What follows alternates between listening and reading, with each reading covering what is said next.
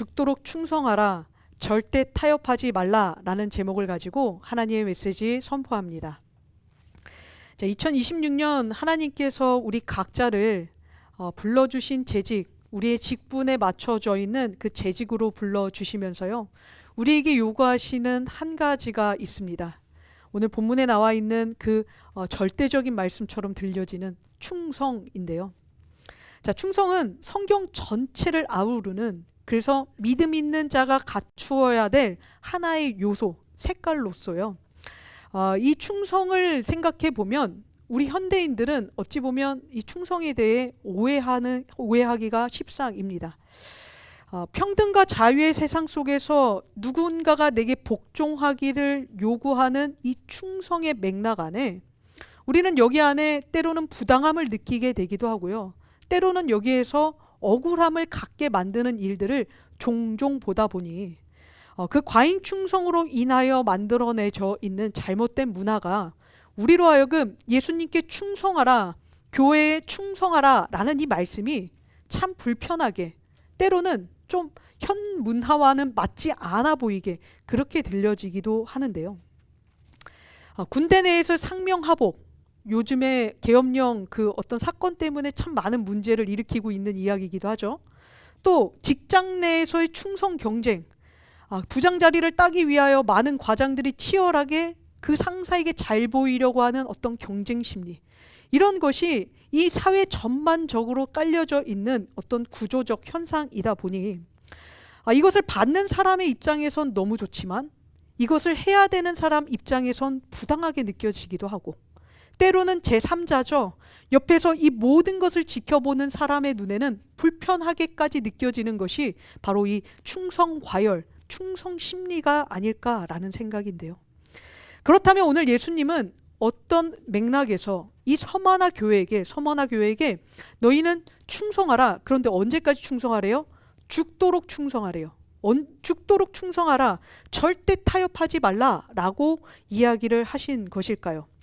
우리가 앞서 다룬 현대인들이 이해하고 있는 그 충성의 개념으로 오늘 이 말씀을 보게 되면 부당하다고 생각한다고 했죠. 불편하다고 느낀다고 했죠.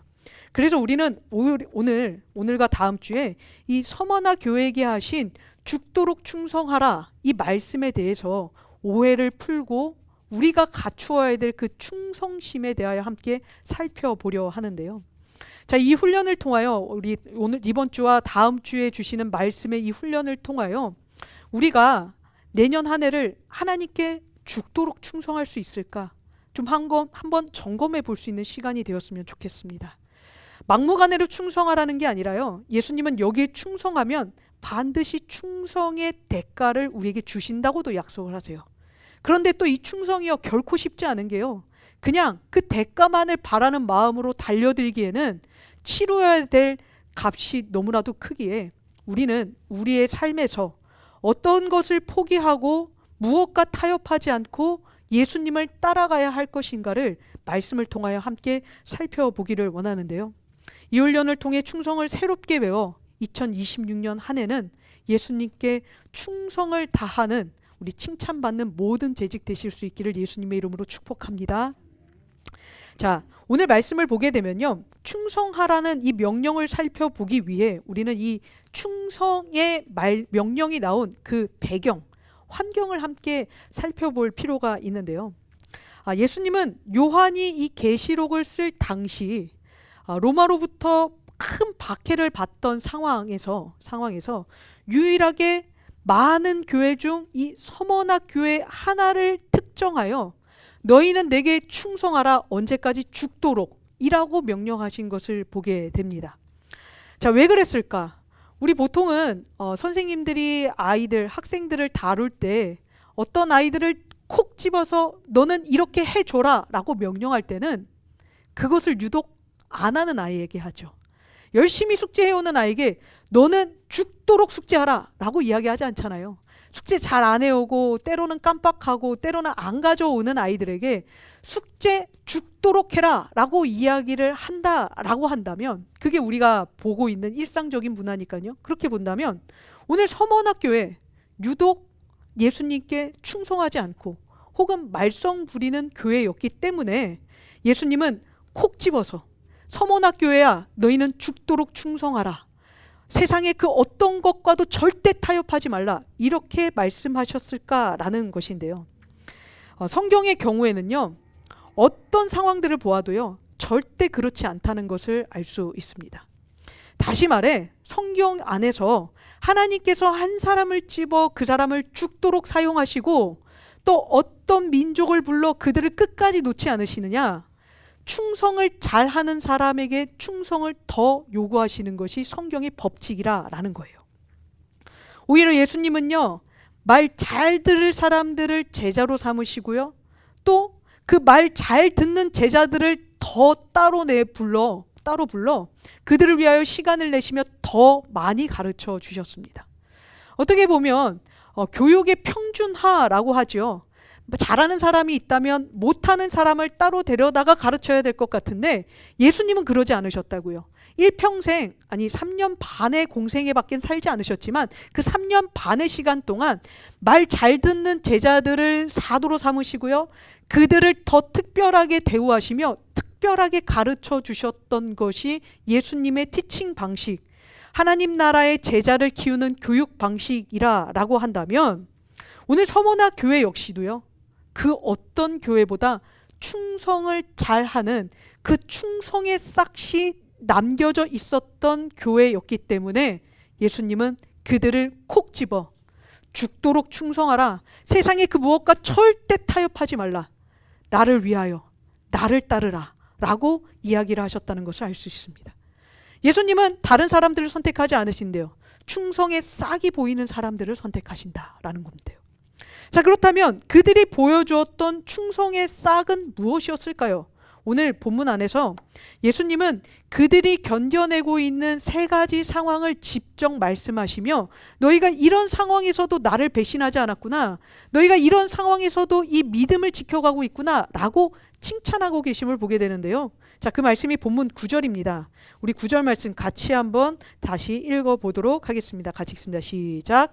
내가 내 환난과 궁핍을 알거니와 실상은 내가 부요한 자니라. 자칭 유대인이라 하는 자들의 비방도 알거니와 실상은 유대인이 아니요 사탄의 회당이라. 아멘. 자, 오늘 서바나 교회가 박해를 받은 그 여러 가지 상황들, 그 상황들을 세 가지로 이야기를 하고 있는데요. 그 세 가지가 환난과 궁핍과 그 뒤에 가면 유대인들이라 불리우는, 자칭 유대인들이라 불리우는 이들의 비방이 오늘 서마나 교회가 겪고 있는 환경이었다라고 이야기를 하십니다. 자, 그렇다면 이 서마나 교회가 이 편지를 받을 때의 이 시점에 어떤 상황이 펼쳐지고 있었을까를 한번 보면 왜 이들이 이런 어려움을 당하게 되었는지도 알 수 있게 되는데요. 자, 요한이 계시록을 기록한 시대는 AD 90년경 전후라고 알려져 있습니다. 그래서 AD 90년경에 로마의 역사를 살펴보니까요, 네로 황제, 그리스도인들을 박해하기 시작한 이제 첫 번째 대놓고 박해하기 시작한 사람이에요. 그 전에도 은근한 박해는 있었지만요, 대놓고 로마의 정부가 나서서 그리스도인들은 죄인이다 라고 이야기했던 것은 이 네로가 시작이었거든요. 이 네로 황제를 시점으로 이때가 약 50년, 60년 대라고 이야기를 한다면 약 30년이 지난 후에 쓴 말씀이 요한계시록입니다. 그러니 이 30년 동안 박해가 얼마나 심했을까요? 이 극심한 박해 속에서 오늘 이 박해를 생각해 보면 예수님도 사실 십자가에 달려 돌아가실 것만큼이나 박해를 심하게 받으셨던 분이긴 하시죠. 그렇지만 예수님은 헤롯과 유대인들의 그 막무가내식의 박해, 무대포식의 그런 박해를 받은 것이라고 한다면 이제 이때의 기독교인들, 요한계시록의 편지를 받게 되었던 그들은요, 아주 체계적이고 조직적인 그 공격적인 박해를 받고 있었다라고 이해해 볼 수 있는데요. 그 전과는 정말 비교할 수 없는, 상상할 수 없는 양의 크기의 박해가 시작되었다라는 사실입니다. 다시 말해 예수님의 박해는 유대인들의 시기심과 또 그 시대의 어떤 역사적 상황이 결합되어져 만들어진 충동적인 사건이라고 한다면 오늘 로마의 박해는 아주 체계적이면서요, 어떤 기준을 따라 여기를 따르지 않을 땐 죽여도 좋다라고 할 만큼의 극심한 박해의 시대가 열렸다라는 것인데요. 그렇다면 그 박해의 중심은 무엇이었을까? 성경은 그 박해의 중심에 황제 숭배가 있었다라고 이야기를 합니다. 두 번째 포인트가 서마나 교회가 박해받은 이유가 다른 게 아니었어요. 황제 숭배를 하지 않은 것 때문에 그들이 환난과 궁핍과 비방의 환경에 놓여지게 되었다라는 사실인데요. 자, 황제 숭배에 타협하지 않은 것, 그냥 이거 한 번만 했으면 이들도 좀 무탈하게 혹은 무난하게 그렇게 살아갈 수 있었을 건데 왜 이 황제 숭배를 하지 않아서 이런 일을 만들었을까? 우리가 그 이유를 먼저 찾아가 보기 전에 먼저 이들이 받았던 세 가지 박해의 환경을 좀 함께 살펴보기를 원하는데요. 자, 환난의 박해를 먼저 받았다고 이야기합니다. 자, 환난은요, 문자적으로 무거운 물건 밑에 놓여져서 그 밑에 있는 물건이 박살나는 것을 뜻하는 것이 환난입니다. 다시 말해 외부적인 어떤 환경으로 인하여 큰 차 밑에 작은 차가 깔리면 그 차가 찌부되어 박살내듯이 어떤 큰 환경이 우리 위에 놓여져서 그리스도인의 삶이 산산조각 나게 되는 것을 뜻하는 것이 환난인데요. 다시 말해 황제 숭배를 하지 않은 것으로 인해서 이 서마나 교인들은요, 교회 사람들은요, 도시 전체로부터 눌려져 터져 나가기 일보 직전의 상황에 놓여졌다라는 것입니다. 어떤 일, 왜 이 황제 숭배를 하는 것을 이토록 거부했는지, 정말 이 일이 어떤 그리스도인의 양심이자 신앙의 그 마지노선이었다라는 것에서 이것은 절대 포기할 수 없는 일이긴 했지만요, 그럼에도 불구하고 환난을 당한다라는 것, 바꿔 말해 환난을 피할 수 있다라고 한다면 이 황제 숭배 1년에 한 번 하는 이 한 번 정도는 그냥 눈 감고 하고 돌이켜 회개할 수 있는 문제가 아니었을까라는 질문도 생겨나는데요. 그러나 서마나 교회는 그럴 수 없었답니다. 여기에서 타협하면 줄줄이 모든 믿음들이 무너지기 때문에 절대 타협할 수 없는 한 가지가 있었는데 그게 바로 황제 숭배였다라는 건데요. 자, 그렇다면 서마나 도시는 왜 도대체 이렇게 황제 숭배를 안 하겠다고 하는 이 교회, 이 성도들을 못 잡아먹어서 안달이었을까요? 그냥 좀 내버려 두고 그래 너네는 너네 맘대로 살아라, 우리는 황제 숭배할 거다, 이렇게 하면 될 것인데 왜 그랬을까? 그것은요, 서마나라는 이 도시가 로마로부터 사랑받고 싶은 인정 욕구가 너무나도 컸기 때문이었습니다. 그래서 이들이 자꾸 그리스도인들을 찾아가 종용하는 거예요. 타협하라고. 주일날 교회 한번 가지 말고 그래 가도 좋아, 매일매일 새벽 예배 가도 좋고 성경 필사 괜찮고 성경 통독 다 해, 하고 싶은 거 다 하는데 딱 하나만 같이 해주라. 황제한테 가서 가이사는 주님이십니다, 카이사르는 우리의 왕이십니다, 이거 한 번만 해줘 라고 부탁했던 것이 서마나 도시 사람들의 이야기였던 건데요.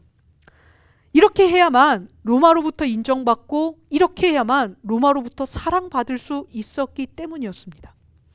그리고 이 서바나는요, 제가 지도를 미처 준비하지 못했는데 소아시아, 지금의 터키 지역 중에서도 이제 터키가 이렇게 있고 비잔티움이 연결이 되면서 여기가 그리스잖아요.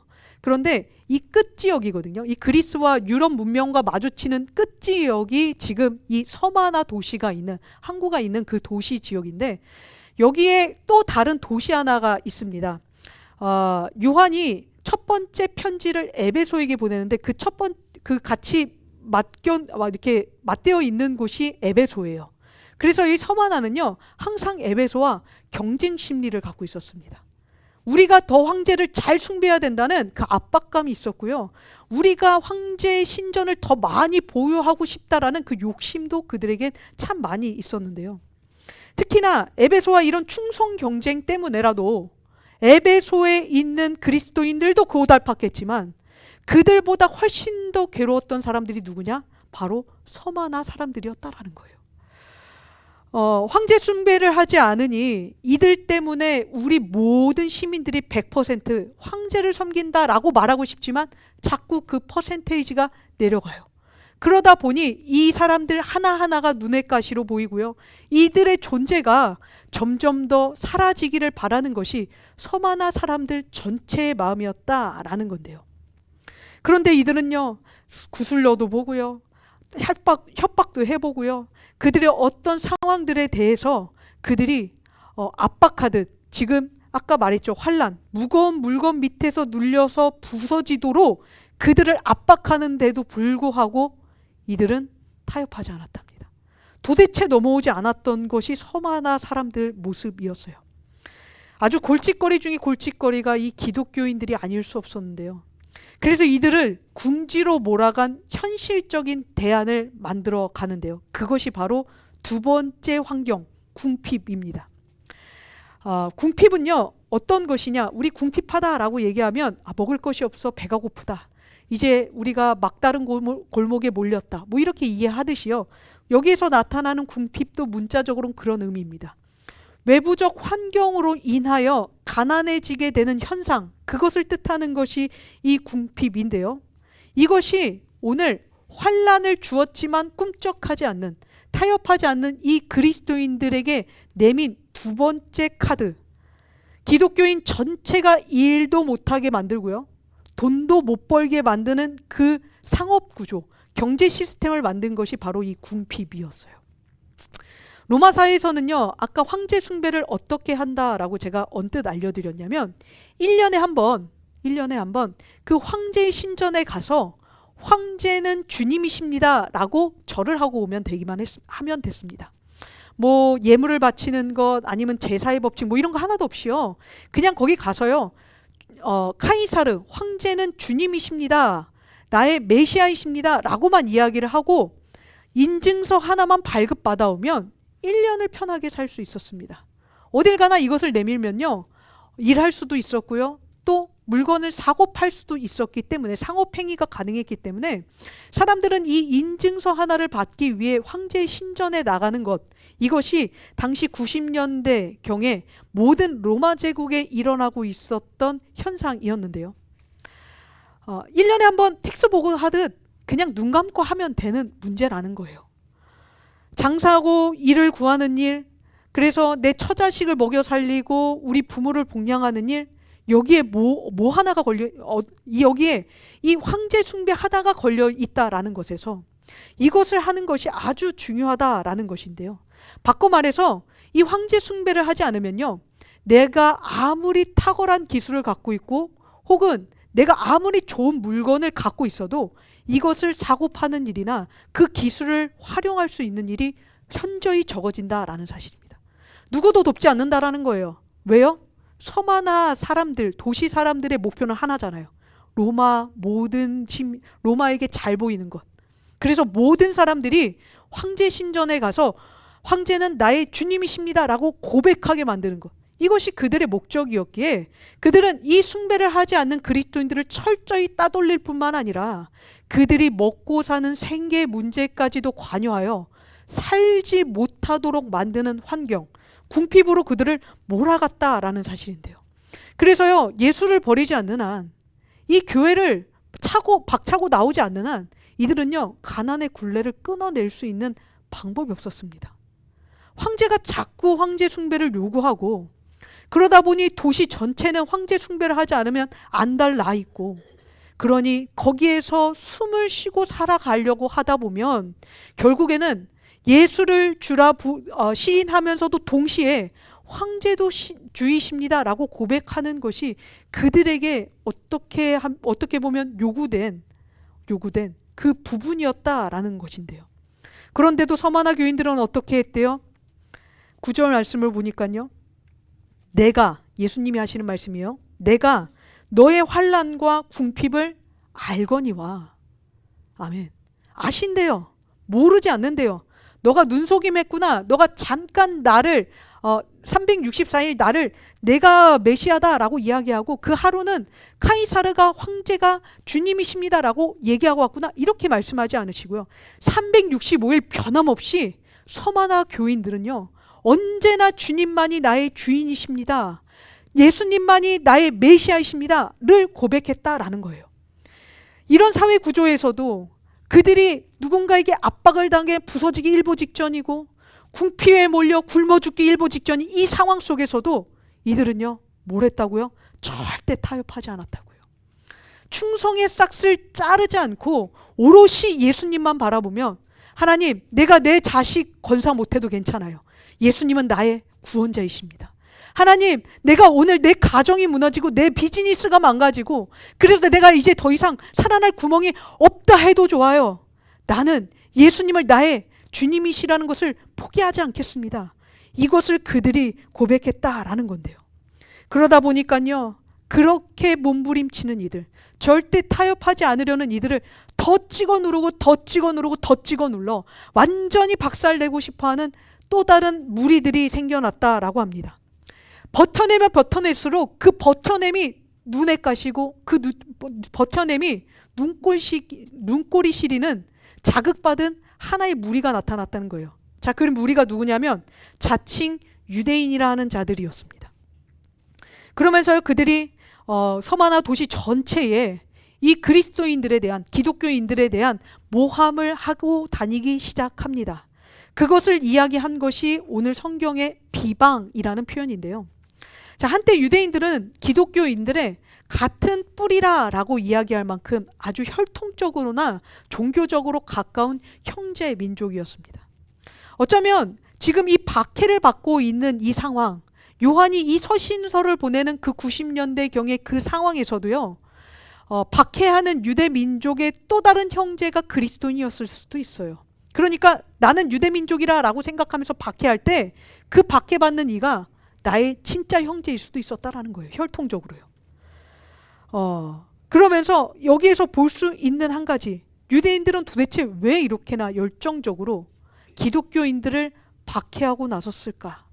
다른 이방 민족도 아닌, 다른 헬라인이나 로마인도 아닌 왜 하필 같은 유대인들이 이런 일들을 벌였을까라는 것인데요. 자, 표면적으로는요, 아마 자기 종교를 이탈한 이단아들, 이단 종교라라고 하여 기독교를 핍박했을 것이에요. 그러나 사실 이면적으로는요, 유대인들만이 얻어냈었던 그 특권이 하나 있었는데, 황제 숭배로부터 받은 특권이에요. 그 특권을 그들과 함께 공유하고 싶지 않아서, 그 특권을 나눠주고 싶지 않아서 이들은 황제 숭배를 하지 않는 기독교인들의 탄압을 앞장서서 했었을 것이다 라는 건데요. 자, 그 방식이 비방이었습니다. 자, 비방은요, 남을 모함하는 일이죠.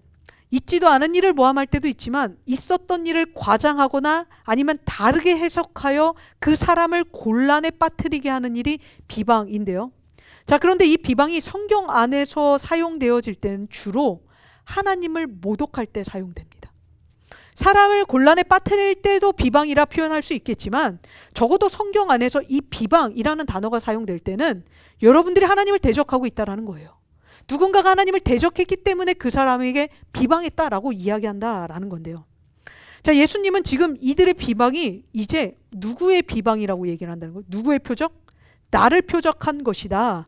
그저 기독교인들이 가난하게 되고 그래서 그들이 소유할 수 있는 몫을 빼앗아 자기들의 배를 불리게 하기 위한 하나의 이익 수단이 아닌 나를 공격한 것, 하나님을 모독하고 예수 그리스도를 모독한 일이다 라고 이야기한다는 점에서 오늘 그들의 비방을 가지고 그들은 자칭 유대인, 실상은 유대인이 아니고 자칭 유대인일 뿐 사탄의 회당이다 라고 이야기를 하시는 건데요. 다시 말해 믿음의 조상인 아브라함의 자손으로 그들은 하나님의 자녀가 될 수 있는 특권을 누구보다도 가장 먼저 부여받았지만 유대인들은 어떤 사람들이죠? 예수 그리스도를 하나님의 아들로 인정하지 않아요? 그러다 보니 그들이 내세우는 게 이제는 믿음의 조상이 아닙니다. 혈통의 조상이에요. 혈통적으로 우리는 구원받도록 선택된 선민, 선택받은 백성이다 라는 것을 강조하며 여기에서도 마찬가지였습니다. 자기들의 그 혈통의 조상인 아브라함을 배신한 기독교인들은 다 죽여야 된다 라는 것이 오늘 이들이 앞세운 비방이자 그 비방으로 오늘 저들을 어려움 가운데 몰아가고 있는 상황이었는데요. 그래서 우리는 오늘 이 자칭 유대인이라 하는 이들이 결국에는 예수님께 나아가지 않아서 사탄의 회당이 되어버린 이 사실 하나를 보게 되면서요. 우리는 여기에서 뭘 알 수 있어요? 구원받은 하나님의 자녀도 언제든 사탄의 자녀로 바뀌어질 수 있다는 것을 볼 수 있습니다. 구원받았다고 다가 아니라고요.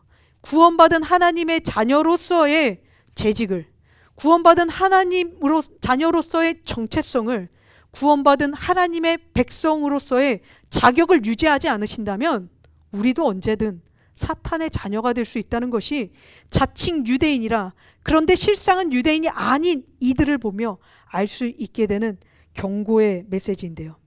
자, 그렇다면 이들이 적극적으로 활용했던 그 비방책은 무엇이었을까요? 제가 아까 황제 숭배와 연결되어 있다라고 얘기했는데요. 유대인들이 받아낸 그 한 가지는요. 특권 한 가지는 황제 숭배 열애권이었습니다. 놀랍지 않으세요? 다른 민족들은 다 한 번씩 1년에 한 번 황제 신당에 가서요. 황제는 주님이십니다. 카이사르는 메시아입니다. 이걸 고백해야 그 증서를 하나 받아온다 그랬잖아요. 그런데 유대인들은 그게 필요가 없었어요. 왜 그랬는가? 유대인들은요. 특성상 유일신을 섬기는 종교였습니다. 자, 그 열심이 얼마나 특별했는지 그들은요. 유다 국가가 망하고 바벨론의 포로로 끌려갔는데도 그곳에서 다니엘과 같은 믿음의 사람들과 더불어 믿음을 지켰고요. 유일신에 대한 믿음을 지켰고요. 또 포로에서 풀려 귀환했던 그때에도 이들은 여전히 자기들의 그 신전, 수룹바벨 성전을 지으면서요. 자기들의 다니엘신, 유일신은 오직 하나님이시라는 것을 지켰습니다. 그러면 그때는 자주 국가가 되었나요? 아니죠. 페르시아의 지배를 받았고요. 나중에는 헬라의 지배를 받았고 이후에는 로마의 지배를 받게 되었던 것이 이 유대 민족의 특성이었는데요. 여기서 다 설명드릴 수는 없지만 그들이요 페르시아와 헬라 민족의 그 300년의 시간을 지나면서 얼마나 목숨을 다해 그들의 신앙을 지켜냈는지는 역사가들이 증언을 하고 있습니다. 목숨을 다해서 지켜냈어요. 그런 것을 보면서요 로마는요 어떤 생각을 하게 되었는가? 이들은 어차피 포기하라고 해도 절대 포기하지 않아. 이들은 절대 물러서지 않는 민족이니까 차라리 상생하자. 너희는 너희들의 신을 섬겨라. 그것만큼은 건드리지 않을게. 그런데 세금 잘 내야 하고 혹 우리가 요구하는 요구사항이 있다면 그거 반드시 해줘야 돼. 이것만 지키면 너희들의 신은 우리가 존중해 줄게. 황제 숭배 열애권을 허락해 줄게. 이 특권을 이들에게 주었던 것인데요. 대신 그들은요 이 특권을 받은 대신에 세금을 엄청 열심히 냈고요. 또 때론 오늘 이런 상황들이 생겨날 때 다른 방식으로 로마에 충성을 다했습니다. 그리스도인들을 잡아다가 로마 정부에 바치기도 했고요. 혹은 로마 정부의 어떤 정책과 반대되는 일들은 자기들이 나서서 하지 못하도록 할 때도 참 많이 있었어요. 그 충성심의 결과 역시 오늘 그리스도인들을 비방하여 그들을 궁핍으로 환난의 자리로 몰아가고 있었던 최대의 역할을 한 사람들이 바로 이 유대인들이었다라는 것인데요. 자, 이것이 오늘 서바나 교회가 타협하지 않아 만나게 된 세 가지 상황이었다고 이야기합니다. 이 상황이 우리가 처해진다면 얼마나 어려워질지 가늠도 할 수 없어요. 우리 역시도 우리 일상에서 예수님을 섬긴다라고 하면서 조금씩 탈세에 대한 세금을 조금은 어떻게 하면 감면받을까에 대한 궁리를 하지 않을 수 없는 이유는 이것이 오늘 내 자녀를 조금 더 편안하게 해주고 오늘도 내 가정을 조금 더 유익하게 해주고 어찌 보면 손해를 덜 보게 하는 것 같은 그런 마음 때문에 우리 탈세 유혹 받잖아요. 탈세 유혹만 받습니까? 다른 영역에서 우리가 손해를 보지 않는다면 때로는 눈 감아주고 또 눈 감는 일들이 얼마나 많은지 몰라요. 그런 모든 모습 속에서 살펴볼 때에 우리는요 이 서바나 교회 도대체 이 타협하지 않는 교회의 이 모습 이해가 되지 않을 뿐더러 이들이 도대체 어떻게 타협하지 않을 수 있을까 거기에 대해 의구심마저 생겨나기 마련인데요. 그런데 오늘 예수님은요, 그들에게 한 가지의 믿음이 확신이 분명히 있었기 때문에 그 믿음 때문에 이들은 목숨의 위협을 받는 순간까지도 어떤 순간에도 타협하지 않았다라고 정확하게 이야기를 해주십니다. 자, 그 믿음의 근거가 오늘 본문 8절에 있는데요. 자, 우리 본문 8절 말씀 같이 한번 읽어볼까요? 같이 읽습니다. 시작. 서머나 교회의 사자에게 편지하라. 처음이며 마지막이요 죽었다가 살아나신 이가 이르시되. 아멘. 이들이 예수님을 누구라 믿고 있었기 때문에 그런 환난과 궁핍과 비방의 현실 속에서 예수님을 부인하지 않고 타협하지 않고 지켜낼 수 있었는지, 오늘 예수님은 그들이 믿고 있는 자기의 그 속성을 두 가지로 이야기해 주시오. 첫 번째는 그들은 예수님을 처음이며 마지막이라 믿었다고 얘기해요. 그리고 두 번째는 죽었다가 살아나신 이라고 믿었기에 오늘 이 상황을 지났다라고 이야기하는데요. 그 중에 우리가 주목해야 될 그들의 믿음의 근거는 첫 번째 있습니다. 이들이 타협하지 않았던 이유는 예수님을 처음이자 마지막에 시간의 주인이라, 시간의 주권자라 믿었기 때문에 지금 이 박해가 와요. 그런데 이게 끝이 아니에요. 이 모든 상황 속에서 시간의 주권자 되신 하나님께서, 시간의 주권자 되신 예수님께서 내가 환난을 당하고 내가 궁핍을 받는 그 순간에도 계속 함께하고 계시다라는 것을 믿고 있는 이 믿음이 그들의 뇌리 속에서 떠나지 않았기 때문에 그들은 타협할 수 없었던 거예요. 왜 타협하고 싶지 않았겠습니까? 오늘 장사해야 먹고 사는데요. 내가 돈을 벌어야 우리 자녀들이 자라나고, 내가 돈을 벌어야 우리 부모들이 편안할 텐데요. 내 처는 어떻고요? 어디 가서 노예라도 된다면 이것만큼 비참하고 비굴한 인생이 어디 있겠냐고요. 그들도 타협하고 싶었을 거란 말입니다. 그런데도요, 타협할 수 없었던 이유는 머릿속에요, 예수님이 시간의 주권자라는 것이 박혀 있어서, 지금 환난 당한다고 해서 내가 예수님을 내 주인이 아니라고 부인해버리면 그 예수님을 만나는 날 I can face tomorrow, 내일 내가 예수님을 만나러 갔을 때 그 예수님의 얼굴을 보면 나 도대체 뭐라고 이야기해야 되지? 이것이 그들에겐 너무나도 두려웠기에 환난이 오고요, 궁핍이 오고요, 비방이 오는 이 모든 박해 현장 속에서도 예수님, 지금 이 시간에도 나와 함께 하고 계시는 예수님을 믿어 나는 견뎌냅니다. 나는 타협하지 않습니다. 나는 죽어도 충성합니다. 이 고백을 할 수밖에 없었다라는 사실인데요. 어떤 고난을 만나도 예수님이 지금 나와 함께하고 계시다라는 것을 믿는 사람은 어떤 순간에도 그 상황에 타협하지 않을 믿으시길 바랍니다. 우리가 타협하고 있다는 건 이걸 잊어버렸기 때문인 거예요. 내가 지금 잠시 이 상황을 모면하면 되겠지. 내가 지금 잠시 이 위기 벗어나고 그때 예수님 섬기면 되겠지 라고 착각한 그 착각이 이것을 잊어버리게 만들어 결국에는 나로 현실과 타협하게 만들고, 나로 위기와 타협하게 만들고, 나로 사람과 타협하게 만드는 결정적인 문제로 이끌어가는 사단의 속임수라 이야기를 하고 계시는 건데요. 그리고 지금까지 그 누구와도 타협하지 않았던 이 서마나 교인에게 예수님은 찾아오셔서 다시 한번 명령으로 부탁하시는 거예요. 죽도록 충성하라. 절대 타협하면 안 된다 얘들아. 이렇게 이야기하시며, 지금까지 충성했지, 지금까지 타협하지 않았지, 앞으로도 타협하지 마. 왜요? 나는 시간의 주권자이니까. 너희가 고난받을 때에도 나는 함께 할 거고, 이 천지를 만들고 이 천지가 끝나는 날에도 나는 함께 있었던 것처럼 너희가 태어났던 순간부터 살아가는 지금과 죽을 때의 그 마지막 순간까지도 나는 함께하는 시간의 주권자이기에 나를 믿고 타협하지 마라 라고 오늘 예수님은 이야기를 하고 계셨던 건데요. 그 타협하지 않았던 서마나 교인에게 예수님이 부탁하시며, 오늘 이 말씀을 통해 우리 함께하는 주은혜 교회 성도님들께도 재직이 되어 세상과 타협하지 말 것을 부탁하고 계십니다. 그래서 우리는 오늘 이 말씀 앞에 서며 두렵다라고 이야기했던 것, 제가 예수님 이거 너무 강경한 표현 아닐까요? 라고 망설였던 이유, 예수님이 오늘 죽어도 충성하라, 죽도록 충성하라. 절대 타협하면 안 된다. 이 말씀을 저에게 뿐만 아니라 우리 함께하는 주은혜 교회 재직들에게 주고 계시기 때문인데요. 말씀을 마무리합니다.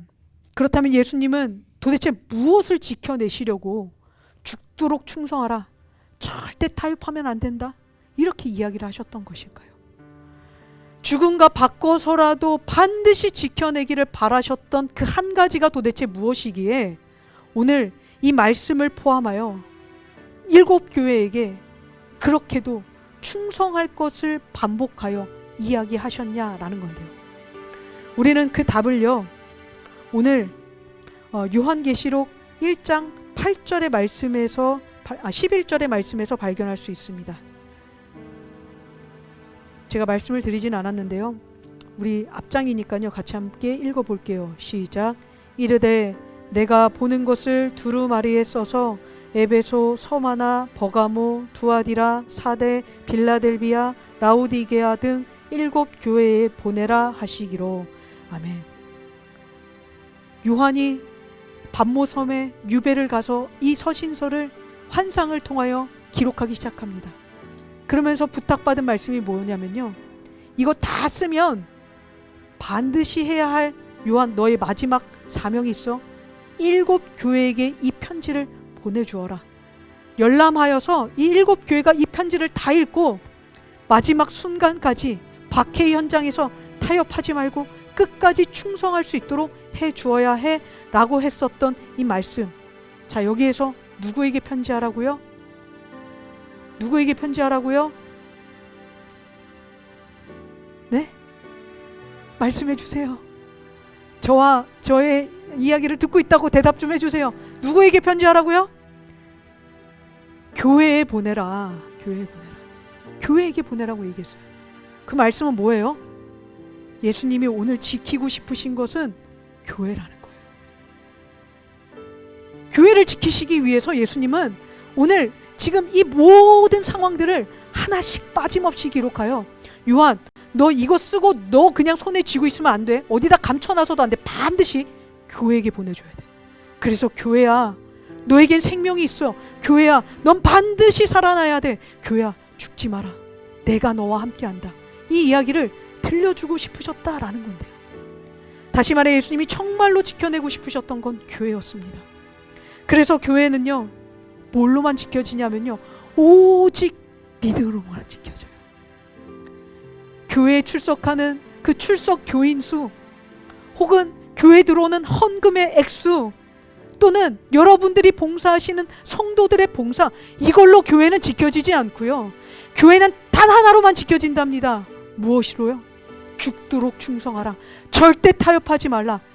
그래서 지켜낸 그 믿음이 한 사람이라도 존재한다면 그 교회는 지켜진다. 이것을 들려주시기 위하여 오늘 서만화 교회를 비롯하여 7교회에게 이 편지를 전해주라 이야기를 하셨던 것인데요. 만약 출석 교인 수가 많아야, 헌금이 많아야, 성도 봉사하는 성도가 많아야 교회가 지켜진다면 그건 비즈니스죠. 그건 기업이죠.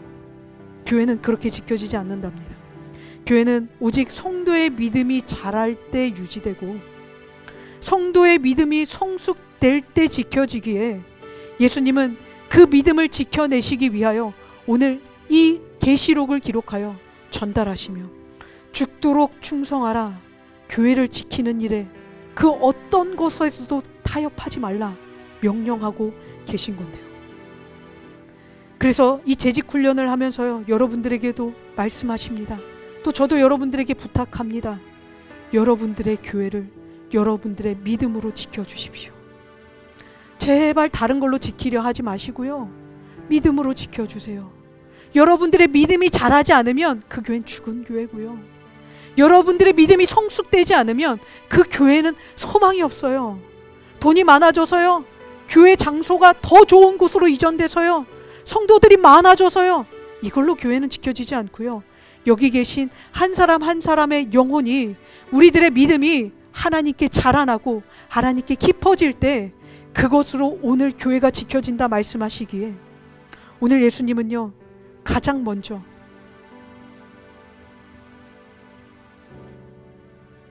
부탁드립니다. 교회 빠지지 마십시오. 정말 할까 말까 많이 생각했거든요. 교회에 빠지지 않는 것이, 주일날 예배에 참석하는 것이 여러분들의 믿음의 지표는 아닐 수 있어요. 하지만 여러분들이 주일날 예배를 드리지 않고서 믿음이 자라난다라고 생각하신다면 그건 오산입니다. 믿음이 자라날 수 있는 곳은 오롯이 교회밖에 없고, 그래서 예수님도 교회를 그렇게 지키기를 원하셨고, 그 교회를 지키는 건 우리의 헌금과 우리의 성장과 우리의 노력이 아닌 오직 우리의 믿음이 자라날 때, 우리가 예수님의 마음을 더 많이 품을 때에만 교회가 지켜지기에 여러분들에게 주일날 교회를 빠지지 마시라 이야기를 드릴 수밖에 없는데요. 교회는 성도의 믿음을 먹고 자라는데 우리가 교회 나오는 이 첫 번째부터 타협을 해버린다면 우리의 믿음은 어디서 자라나겠습니까? 2026년에는 우리들 스스로가 좀 다짐했으면 좋겠습니다. 몸이 아파도 교회는 간다. 무슨 일이 생겨도 그거 포기하고 교회는 간다. 내가 어떤 순간에도 예수님을 나의 구주시라 고백하는 그 고백은 교회를 나오는 것으로 드린다.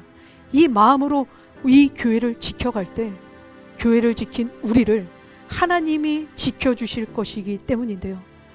이번 한 해 우리가 어떻게 어떤 것에서 타협하지 않아야 될지 다시 한번 생각해 볼 때, 남아있는 한 달 동안 내가 무엇을 타협하지 않아야 될지 되새기며 내년은 이 한 가지, 교회를 지켜달라는 예수님의 명령 앞에 어떤 일에도 타협하지 않고 주일날 하나님 앞에 나올 수 있는 저와 여러분 되실 수 있기를 예수님의 이름으로 축원드립니다.